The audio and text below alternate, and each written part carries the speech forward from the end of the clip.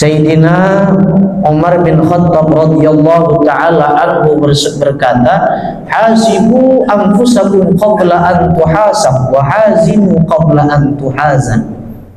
Kata Umar bin Khattab radhiyallahu ta'ala anhu, hitunglah dirimu setiap hari sebelum engkau dihitung oleh Allah subhanahu wa ta'ala.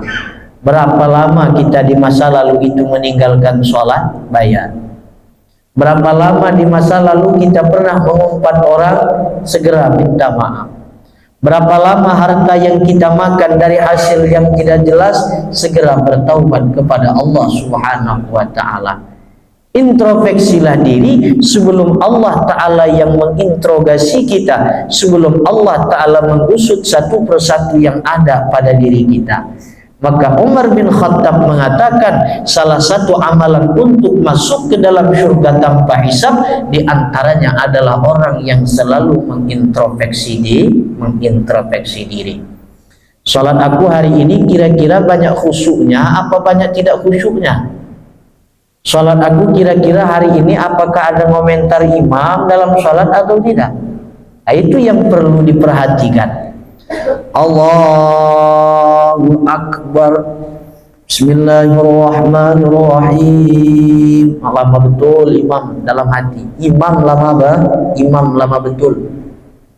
Sami Allahu liman hamidah. Mak suara imam ini tidak bagus betul jadi imam. Jamaah yang dimuliakan oleh Allah subhanahu wa ta'ala, jangan sampai kita mengintrospeksi seseorang di dalam ibadah. Jangan sampai kita mengomentari orang di dalam ibadah yang kita sedang menjalankan ibadah. Kalau ingin juga kita mengomentari seseorang, selesaikan dulu ibadah, karena di saat itu kita sedang berkomunikasi dengan Sang Maha Pencipta.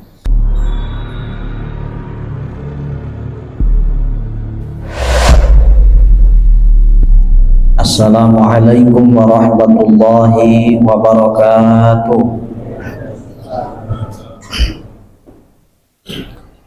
Bismillahirrahmanirrahim. Alhamdulillahil muhawwilil ahwal, taratan lil basti wal jamal, wa taratan lil qabdi wal jalal. Asyhadu an la ilaha illallah wahdahu la syarika lahu al-kabirul muta'al, wa asyhadu anna sayyidana Muhammadan abduhu wa rasuluhu nahiyul kufri wad dhalal.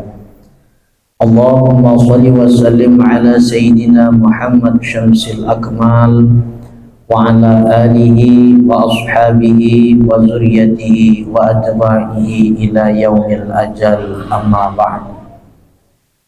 Raditu billahi rabba wa bil islami dina wa bi Muhammadin nabiyya wa rasula. Hasbunallah wa ni'mal wakil, ni'mal maula wa ni'man nasir. La hawla wa la quwwata illa billahil aliyyil azim. Faqad qala Allah subhanahu wa ta'ala fi kitabihil karim wa huwa asdaqul qailin. Yuliju layla fin nahari wa yulijun nahara fil layl. Wa qala wa alqaitu alaikum mahabbatan minni wallahu a'lam bimuradih. Hadirin wal hadirat, jamaah salat fardu maghrib yang dimuliakan oleh Allah subhanahu wa ta'ala. Tentunya pada kesempatan yang berbahagia ini yang saya muliakan segenap jamaah, orang-orang tua, tuan-tuan haji, wabil khusus yang sama-sama kita muliakan segenap pengurus masjid, ketua, wakil ketua, bendahara, sekretaris, penasihat. Umumnya kita yang hadir dalam Masjid Jami'ul Firdaus yang sangat kita cintai ini, semoga di akhirat nanti kita ditempatkan oleh Allah Ta'ala pula dalam Jannatul Firdaus yang kita harapkan. Amin, Allahumma amin. Pertama dan yang lebih utama, puja dan puji syukur kita haturkan kepada Allah Subhanahu wa Ta'ala, di mana pada malam yang berbahagia ini kita dapat kembali berkumpul dalam tempat yang mulia ini kita berharap kepada Allah Subhanahu wa taala, dengan percikan cahaya tempat yang mulia ini kita menjadi orang-orang yang mulia pula. Amin ya Allah ya rabbal alamin. Salawat dan salam tidak luput pula kita haturkan buat rufaduka alam keharibaan Nabi Agung Muhammad sallallahu alaihi wasallam, dengan bersama-sama kita mengucapkan kalimat Allahumma sholli ala sayyidina Muhammad wa ala ali sayyidina Muhammad. Semoga dengan kita bersolawat kepada beliau kita mendapatkan syafaat beliau di hari kiamat nanti. Amin ya Allah ya rabbal alamin.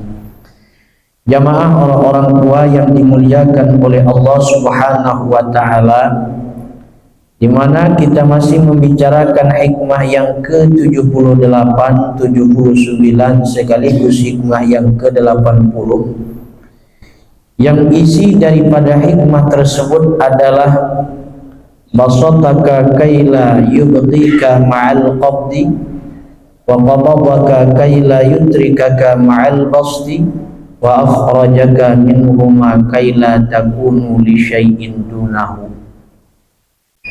Arti daripada hikmah tersebut ialah bila mana Allah Ta'ala melapangkan kita, itu tanda Allah Ta'ala tidak meninggalkan kita di saat kita sempit. Dan di mana kita berada pada posisi sempit hati kita, itu menandakan Allah Ta'ala tidak meninggalkan kita pada waktu lapangnya hati kita. Dan Allah Ta'ala keluarkan kita dari keduanya, yaitu tiada rasa lapang dan tiada rasa sempit, menandakan bahwa Allah Ta'ala itu adalah tempat kita bergantung dari segala berbagai macam urusan. Jamaah yang dimuliakan oleh Allah Ta'ala, di mana minggu lalu itu dijelaskan mengenai masalah qabd. Qabd itu artinya hati yang sempit, hati yang tidak lapang, hati dalam keadaan sumpek. Nah, penyebab hati itu tidak lapang, penyebab hati itu menjadi sempit, itu ada 3 penyebabnya. Yang pertama adalah dosa yang kita kerjakan, maka sifat kehambaan menuntut kepada kita yang pertama bertaubat kepada Allah. Kalau dosa itu ada kaitannya dengan manusia, segera kita minta halal dan minta ridha. Yang kedua, penyebab daripada hati itu menjadi sempit adalah dunia yang hilang daripada kita. Maka sifat kehambaan menuntut kepada kita itu adalah ridha dengan qada Allah. Dan yang kedua adalah introspeksi diri. Nah, inilah yang akan kita bicarakan, yakni ialah yang ketiga, yang kedua dan yang ketiga.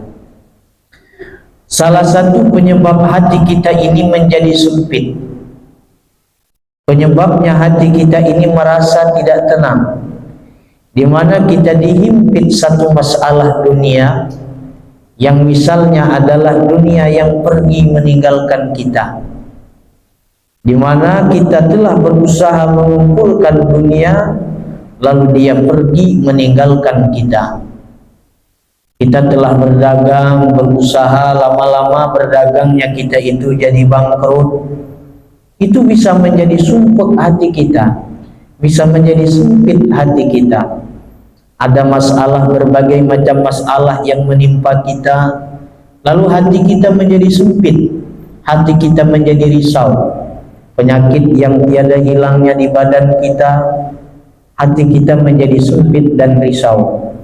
Maka sifat kehambaan menuntut kepada kita yang pertama adalah ridha dengan qada Allah Subhanahu wa ta'ala. Sudah sama-sama kita dengarkan pada minggu yang lalu juga bahwa dikatakan hidup ini adalah bukan pilihan, tetapi hidup ini adalah menjalankan takdir. Kalau memanglah andai kata hidup ini pilihan, kita semua yang ada di sini tentu ingin memilih menjadi anak orang yang nomor 1 di Indonesia, ingin memilih hidung tidak PC, ingin memilih dompet selalu tebal, istri bertambah bukan 1 4, tidak senang dengan 1 ganti lagi, itu menandakan hidup tidak pilihan.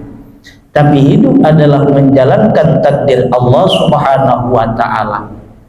Dan para ulama mengatakan ma wara'ahu takdir al-hikmah. Di sebalik takdir yang Allah taala tumpahkan pada diri kita itu pasti ada hikmahnya. Allah Ta'ala takdirkan kita hidup sederhana. Kenapa? Sebab Allah Ta'ala tidak hidupkan kita dalam bergelimangan harta. Karena Allah yang menjadikan kita, Allah yang menciptakan kita, Allah paham sekali dengan keadaan kita. Kalau kita bergelimangan dengan harta, khawatirnya kita menjadi Qarun. Khawatirnya kita menjadi Qarun, menjadi Sa'labah. Jadi Allah Subhanahu wa taala jadikan kita sedemikian rupa, keadaan kita ini pasti ada hikmahnya, yang kalau memang kita bijak untuk mengambil hikmah tersebut.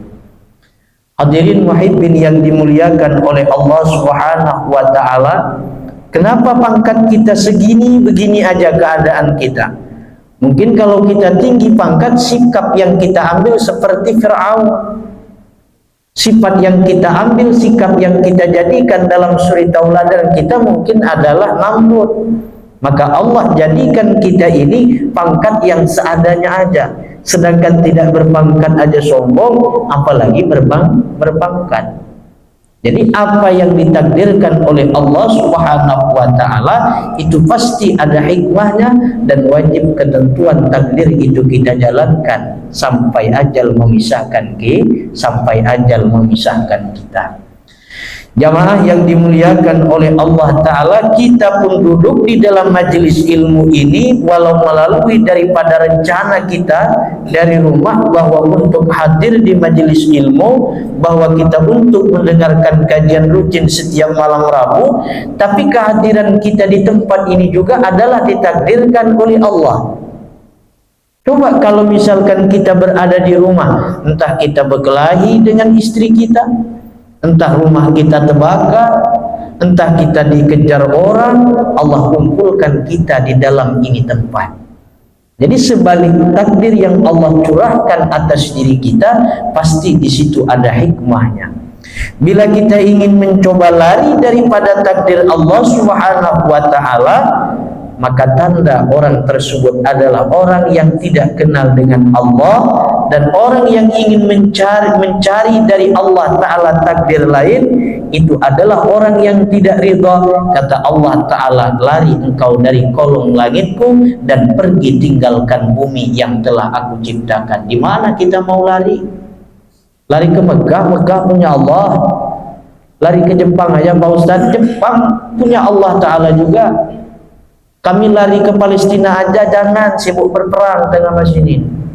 Nah, jamaah yang dimuliakan oleh Allah Ta'ala, jadi dimanapun kita hendak lari tidak bisa.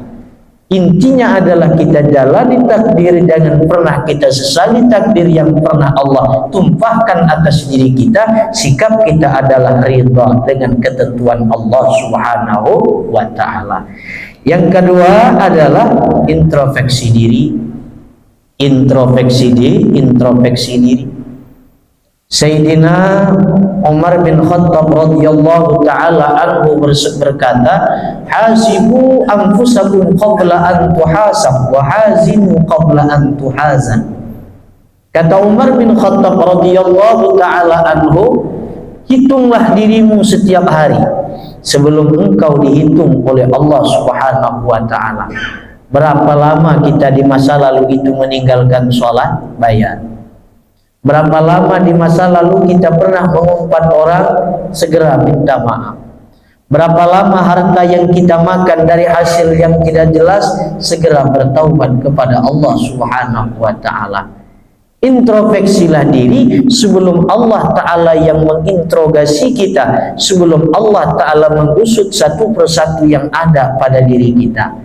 Maka Umar bin Khattab mengatakan, salah satu amalan untuk masuk ke dalam surga tanpa hisab, diantaranya adalah orang yang selalu mengintrospeksi diri. Salat aku hari ini kira-kira banyak khusyuknya apa banyak tidak khusyuknya? Sholat aku kira-kira hari ini apakah ada komentar imam dalam sholat atau tidak? Nah, itu yang perlu diperhatikan. Allahu Akbar, Bismillahirrahmanirrahim. Lama betul imam dalam hati. Imam lama betul. Sami Allahu liman hamidah. Mak, suara imam ini tidak bagus betul jadi imam. Jamaah yang dimuliakan oleh Allah Subhanahu wa ta'ala, jangan sampai kita mengintrospeksi seseorang di dalam ibadah, jangan sampai kita mengomentari orang di dalam ibadah yang kita sedang menjalankan ibadah. Kalau ingin juga kita mengomentari seseorang, selesaikan dulu ibadah, karena di saat itu kita sedang berkomunikasi dengan Sang Maha Pencipta. Jamaah yang dimuliakan oleh Allah Ta'ala, Sami Allahu liman hamidah. Aku tengok Pak Imam tadi macam tak bagus kok bacaannya. Dalam hati jangan mengomentari itu. Dalam hati jangan sampai ada berkomentar mengenai masalah keadaan dengan orang yang ada di sebelah kita, keadaan orang yang menjadi imam kita. Jangan, karena kita baru saja melaksanakan ibadah atau kita sedang melaksanakan ibadah. Jangan. Sami Allahu liman hamidah. Mak, bau jengkol siapa pula lah makan jengkol ini bau mulut.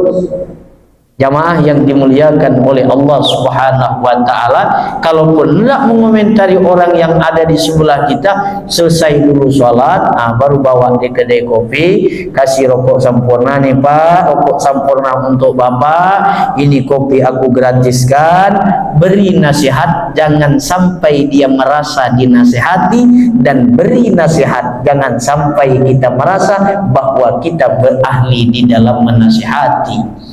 Beri nasihat kepada seseorang, tapi orang itu tidak merasa terpukul dan dia tidak merasa terpojokkan. Dan berikan nasihat kepada seseorang dan juga tidak merasa bahwa diri ini adalah ahli di dalam memberi nasihat. Ajak dia di kedai kopi. Nih Pak, teh tarik. Ini rokok sempurna 2 bungkus untuk Bapak. Habis itu barulah mulai pembicaraan, Pak.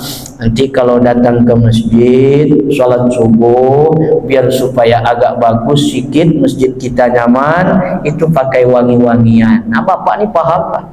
Jamaah yang dimuliakan oleh Allah Ta'ala, tapi kalau memberi nasihat di depan orang ramai, mulut Bapak tadi bau, badan Bapak bau bawang, itu tidak menyelesaikan masalah, bertumbuh di dalam masjid ujung-ujungnya. Sebab apa? Tersinggung, jatuh martabatnya di depan orang ramai. Jamaah yang dimuliakan oleh Allah Ta'ala, jadi kalau dunia yang hilang dari kita, sikap kita yang pertama ridha dengan Allah, yang kedua adalah introspeksi diri, yang ketiga, yang terakhir, penyebab hati kita itu menjadi sumpah, penyebab hati kita itu menjadi tidak lapang, penyebab hati kita ini menjadi gelisah, yubiduka fi nafsika aw aradaka, yaitu ialah orang yang menzalimi kita, orang yang menjatuhkan martabat kita, orang yang selalu mengotak-atik urusan kita, orang yang selalu menjatuhkan harkat martabat kita. Hati kita tidak lapang. Begitu ada orang yang menzalimi kita, orang yang mendengki kita, maka hati kita ini tidak akan lapang. Apa sikapnya? Sifat kehambaan menuntut kita demikian itu. Falil ubudiyatu taqtadi an tarabbasu an tasbiru wa tusallimu ilallahi ta'ala. Yang pertama, sifat kehambaan menuntut kepada kita adalah sabar, dan yang kedua adalah serahkan urusan itu kepada Allah Subhanahu wa ta'ala. Bila ada orang menzalimi kita, bila ada orang yang menyakiti kita, bila ada orang yang menghibah kita, sabar. Dan sikap kita, hendaklah kita serahkan urusan kita itu kepada Allah Ta'ala. Jangan gara-gara ada orang yang mengatakan kita bakhil lalu berurusan dengan polisi, jangan. Kecil betul masalahnya, sedikit masalah lalu berurusan dengan polisi. Wah, ini harga diri Pak Ustadz, ini harga diri. Iya, sudah saya jelaskan mengenai masalah harga diri. Boleh kita membela harga diri kita, boleh kita membela martabat kita. Kata para ulama dua. Yang pertama, kita bela martabat kita, yang kalau memang martabat kita, harga diri kita itu berkaitan dengan urusan Allah, berhak kita membela harkat martabat kita. Contoh, di bulan puasa kita bekerja di satu pabrik atau di satu buah kantor, di satu buah apartemen katakanlah, di situ tempat-tempat banyak sekali pekerjaan. Kata bos, kamu jangan berpuasa. Kalau berpuasa aku pecat engkau. Berarti ini martabat kita, harga diri kita ini. Dan di situ berkaitan sekali dengan ibadah. Berhak di situ kita membela harga diri kita yang karena memang ada kaitannya dengan ibadah. Yang kedua, kita berhak membela harga diri kita, membela harkat martabat kita yang bila mana orang yang menyakiti kita dan itu akan menimbulkan fitnah di halayak ramai. Berhak kita membela harga diri kita. Tapi kalau hanya sebatas orang mengatakan kita mengatakan kita bakhil, mengatakan kita tidak pernah traktir kopi segala macam, tak payahlah itu nak berurusan dengan polisi, tak payahlah kita nak langsung bercakap dengan orang itu, tak payahlah. Riba, orang yang meriba tidak ada untungnya bagi dia dan tidak ada ruginya bagi kita.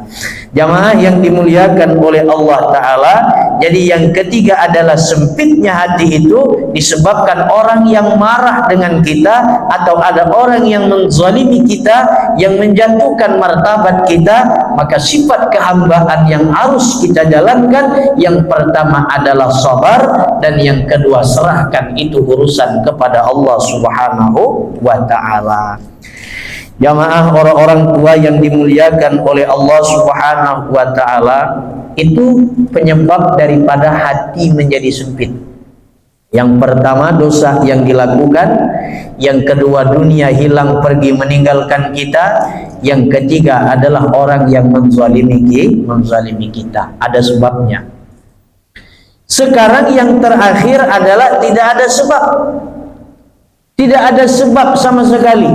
Orang tidak mengganggu kita, dosa rasanya tidak ada, kita jalankan. Jabatan makin naik aja di kantor. Yang tadinya eselon 1 tambah pula lagi jadi eselon 10. Tapi kenapa sebabnya ini hati jadi sumpek begini nih? Hati jadi tidak nyaman, tidak menentu begini, rasa gelisah, rasanya jiwa kita ini. Apa penyebabnya? Tidak ada sebab. Tahu-tahu hati itu tidak nyaman, hati itu tidak tentram. Nah, apakah sifat kita? Apakah yang dituntut dalam sifat kehambaan kita? Nih, kata baginda Nabi SAW, man asabahum hammun wa ghammun falyaqul Allah Allah la usyriku bihi syai'a fa inna Allah yudhibu hammahu wa ghammahu.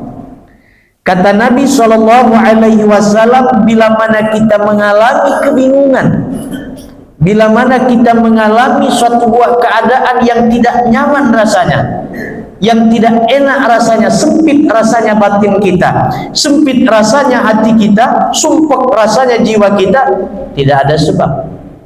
Nah, maka kata Rasulullah, sifat kehambaan saat itu menuntut kepada kita adalah falyaqul Allah Allah, menyuruh kita berzikir, mengucapkan lafal Allah Allah Allah.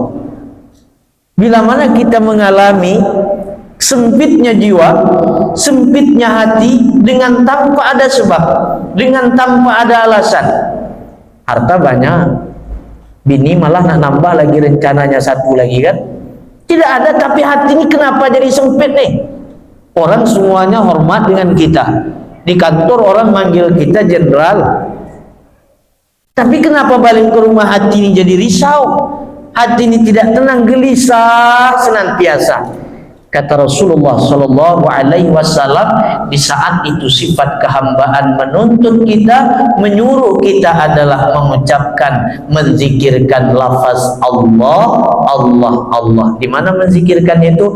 Fi qalbihi au fil lisanihi, yaitu baik melalui lisan atau baik melalui hati.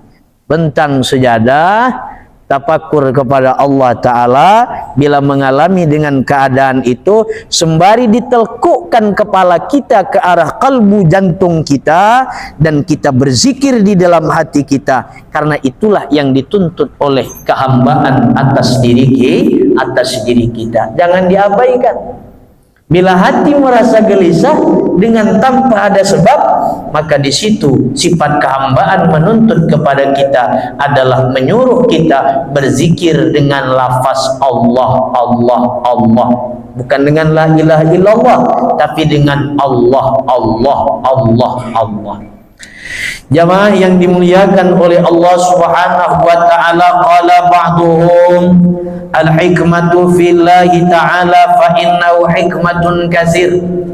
Sebahagian ulama ahli hikmah menyebutkan bahwa di dalam lafaz Allah itu banyak sangat hikmah yang terjadi pada diri kita, yang memang kita tidak dapat meninggalkan lafaz Allah tersebut. Kata ulama ahli hikmah, lafaz Allah Subhanahu wa ta'ala itu, lafaz Allah atau kalimat Allah itu, kata ulama ahli hikmah, tidak dapat sebenarnya kita tinggalkan begitu saja, karena lafaz Allah itu ada kaitannya pada diri kita. Fa'aqulu laka fis shalah, contohnya adalah seperti di dalam melaksanakan sholat. Perhatikan, Allahu Akbar. Di saat mengangkat tangan kalimat Allahu Akbar ini apa? Ini adalah membentuk kalimat lillah. Ini adalah membentuk kalimat lillah. Satu. Yang kedua adalah lafaz Allah Subhanahu wa ta'ala, kaitannya tidak dapat berpisah dengan diri kita. Fa'aqulu laka fin nafsi, yaitu di saat kita bernafas. Turun naiknya nafas kita itu adalah sama sekali mengajak kita mengingat Allah Ta'ala. Karena lafaz Allah, kata ulama ahli hikmah, di dalam kitab ini dikatakan, bila dibuang hamzah yang pertama jadi lillah, praktek di saat kita mengangkat takbiratul ihram. Bila dibuang lam yang berikutnya adalah jadi lahu bagi dia Allah Subhanahu wa ta'ala. Dan kemudian bila dibuang lagi lam yang kedua, maka menjadilah dia hu. Itulah jelmaan di dalam nafas kita. Apa Ustaz, kami baru kali ini mendengar nih. Jamaah yang dimuliakan oleh Allah Ta'ala. Jadi kata ulama ahli hikmah, lafaz Allah itu memang tidak dapat kita pisahkan di dalam diri kita ini. Maka oleh karena itu, bila kita mengalami keadaan yang tidak nyaman, dengan keadaan yang gelisah hati kita, ucapkanlah lafaz Allah, Allah, Allah, baik melalui lisan ataupun mau melalui hati dan juga melalui nafas.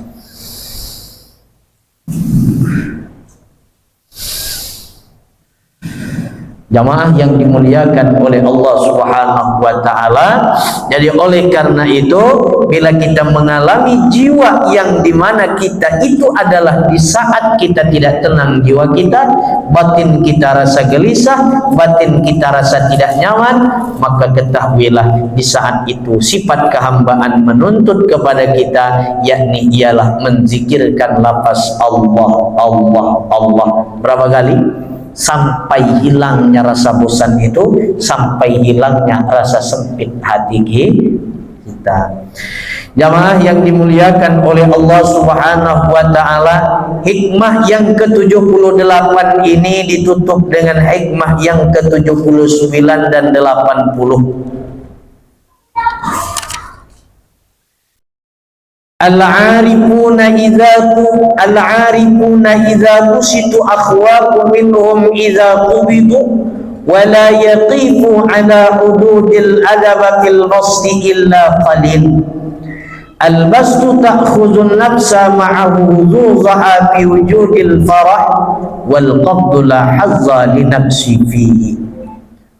Orang yang arif billah itu, orang yang sudah sampai tahapannya ma'rifat kepada Allah Subhanahu wa ta'ala itu, bila mereka diberikan rasa lapang hati mereka, itu sangat khawatir bagi mereka dibandingkan di mana Allah Ta'ala berikan kepada mereka itu adalah rasa sempit hati.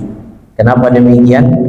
Karena ditakutkan di saat mereka berada pada posisi senang hati, gembira hati disebabkan banyaknya harta, lalu kita tidak dapat menjaga adab-adab kita di saat kita berada pada posisi hati yang dalam keadaan lapang. Jamaah, bila mana Allah Ta'ala memberikan kita harta, Allah berikan kita jabatan, Allah Ta'ala berikan kita bergelimangan dengan dunia, orang yang arif billah itu lebih khawatir demikian itu dibandingkan Allah memberikan dia rasa sempit hati, Allah sempitkan rezekinya, Allah sempitkan kehidupannya.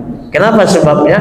Biasanya orang-orang yang ada kesempatan jabatan tinggi, orang-orang yang ada kesempatan dengan harta yang banyak, orang yang ada kesempatan dengan kedudukan tinggi, orang yang takut semuanya kepada dia, itu biasanya tidak dapat lagi menjaga adab, tidak dapat lagi memenuhi hak-hak kehambaan. Akhirnya dengan harta lupa, tidak berzikir lagi. Akhirnya dengan jabatan semena-mena kita gunakan itu jabatan kita. Maka itulah orang yang arif billah khawatirkan bila kita mendapatkan kelapangan. Lalu apa sikap kita yang demikian itu bila kita mendapatkan kelapangan dengan harta, bila mana kita mendapatkan kelapangan dengan pangkat, duit banyak segala macamnya, apa sikap yang harus kita ambil? Sifat kehambaan menuntut kita apa? Tanzuru fi aydihan nafs fa innahu la idkhalus surur wa qalbi fa innahu idkhalus surur biha la adaba biha. Bila Allah Ta'ala memberikan kita harta, bila Allah memberikan kita jabatan, bila Allah memberikan kita pangkat kedudukan, simpan pangkat itu di atas tangan kita, simpan duit itu di atas tangan kita, jangan sampai kita masukkan ke dalam hati kita. Kenapa demikian? Karena sang hati ini adalah miliknya tempat kita mengingat Allah, sedangkan harta itu kita taruh di tangan kita. Hari ini alhamdulillah naik pangkat jabatan, simpan pangkat itu di tangan kita. Bila suatu saat Allah ambil jabatan itu, bila suatu saat Allah ambil pangkat itu, hati tidak sedih. Bila suatu saat nanti Allah Ta'ala ambil harta kita, hati tidak rasa sedih. Kenapa sebabnya? Karena kita taruh jabatan itu di atas tangan kita. Jangan ditaruh jabatan itu di dalam hati. Jangan kita taruh pangkat itu di dalam hati. Jangan kita taruh orang yang memuliakan kita, bergelimangan hartanya kita itu di dalam hati. Jangan. Kenapa demikian? Tidak boleh ditaruh dalam hati, karena hati adalah tempat mengingat Allah, karena hati adalah tempatnya hidayah, karena hati tempatnya ma'rifah, karena hati tempatnya mukasyafah. Hati adalah tempat khusyuk di dalam ibadah. Kenapa sebabnya kita ini sholat tidak khusyuk? Sami Allahu liman hamidah. Ingat pula lagi di kantor ini kayaknya dah selesai belum ya kerja anak buah itu, kisau pula rasanya. Kenapa sebabnya muncul di saat itu kita menjalankan ibadah? Karena terlanjurnya kita menyimpan itu tempat di dalam hati, itu keadaan di dalam hati. Bismillahirrahmanirrahim. Sudah beres belum ya KPK ini meriksa? Aduh, takut betul rasanya KPK ini datang. Kenapa sebabnya? Karena kita menyimpan jabatan itu di dalam hati, khawatir takut hilangnya jabatan. Jamaah yang dimuliakan oleh Allah Ta'ala, jadi kesimpulan yang terakhir dari hikmah ini ialah bila mana dunia datang kepada kita, simpan dunia itu di dalam tangan kita, tapi bila mana akhirat yang datang kepada kita, simpan itu akhirat di dalam hati kita. Hati kita ini bukan tempat nyimpannya mobil, hati kita ini bukan tempat nyimpannya motor, hati kita ini bukan tempat nyimpannya uang, hati kita ini bukan tempat nyimpannya poligami, tapi hati kita tempat menyimpan hidayah, hati kita tempat berzikir kepada Allah, hati kita adalah tempatnya ingat kepada Allah Ta'ala. Jadi bila ada lihat mobil baru orang, itu cukup aja di sini, tapi jangan langsung ke sini. Bila mana ke sini, ke dalam hati ini akan tumbuh, maka akan naik ke kepala, sakitlah kepala. Biarkan orang punya mobil baru, biarkan orang banyak uang berlimpah, biarkan orang harta mewah, tapi jangan sampai kita simpan di dalam hati. Di saat kita pandang orang itu, biarkan itu adalah dunia belaka. Jamaah yang dimuliakan oleh Allah Ta'ala, intinya adalah bila kita merasa lapang, bila kita merasa sedih, Allah Ta'ala tidak pernah meninggalkan kita. Allah Ta'ala tidak pernah meninggalkan kita.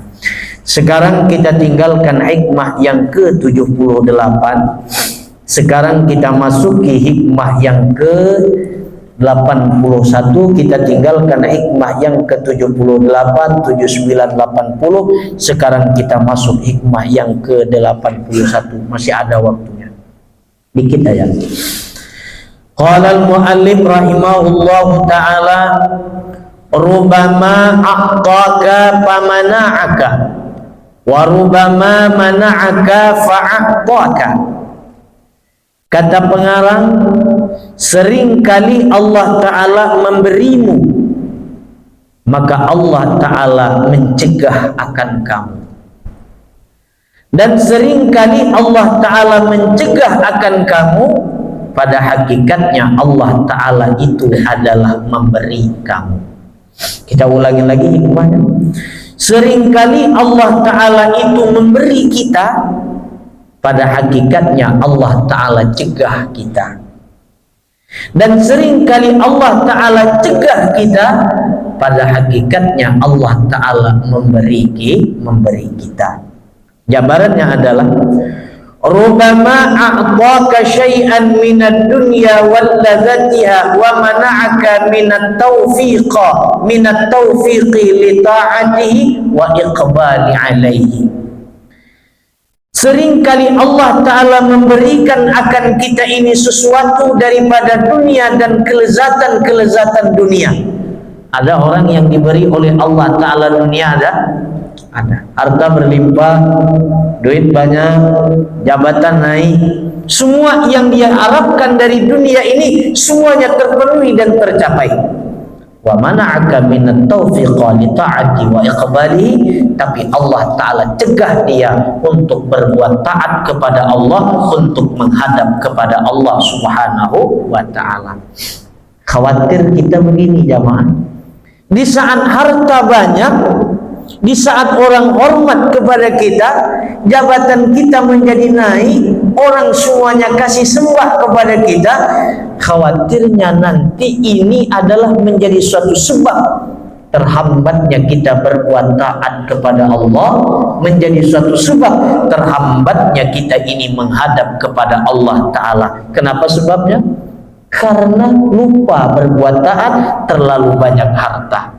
Kenapa sebabnya? Lupa berbuat taat karena terlalu banyak kesibukan. Insya Allah minggu akan datang akan kita lanjut penjelasan lebih lanjut, yakni ialah mengenai hikmah yang ke-81. Seringkali Allah memberi kita, tapi Allah Ta'ala cegah akan kita, dan seringkali Allah cegah akan kita, tetapi Allah Ta'ala pada hakikatnya adalah memberi kita. Mudah-mudahan minggu akan datang dapat kita duduk bersama kembali, dan juga mudah-mudahan kita dapat melaksanakan kajian kembali. Allah panjangkan umur kita, rezeki kita dimudahkan oleh Allah Subhanahu wa taala.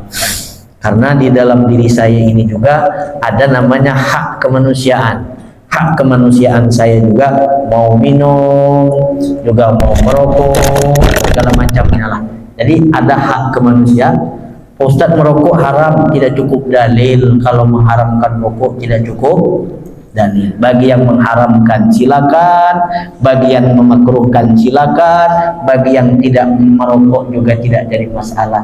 Pak Ustaz, haram itu kamu mengharamkan ngasih, enggak, kamu mengharamkan. Pak Ustaz nak ngasih malah ngaramkan lagi. Pak Ustaz, jadi imam tak sah orang yang merokok. Baca di dalam kitab Al-Umdatul Mufti wal Mustafti mengenai orang yang merokok jadi imam. Salah kaprah kalau yang orang yang merokok itu tidak sah jadi imam. Nampak betul kurang jauh ngopinya. Jamaah yang dimuliakan oleh Allah Ta'ala, mudah-mudahan pengajian kita membawa berkah, manfaat, anak cucu kita jadikan anak cucu yang soleh dan solehah dengan berkat Al-Fatihah. Wabillahi minasyaitonir rajim.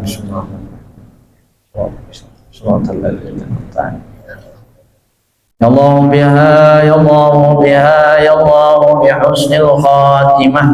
Ya Allah biha, ya Allah biha, ya Allah bi husnil khatimah. Ya Allah biha, ya Allah biha, ya Allah bi husnil khatimah. Subhana rabbika rabbil izzati amma yasifun, salamun alal mursalin, walhamdulillahi rabbil alamin. Taqabbalallahu minkum. Ampun, maaf, minta halal, minta ridha. Akhir kata dari saya, Allahumma bi'la pamit tarik. Assalamualaikum warahmatullahi wabarakatuh.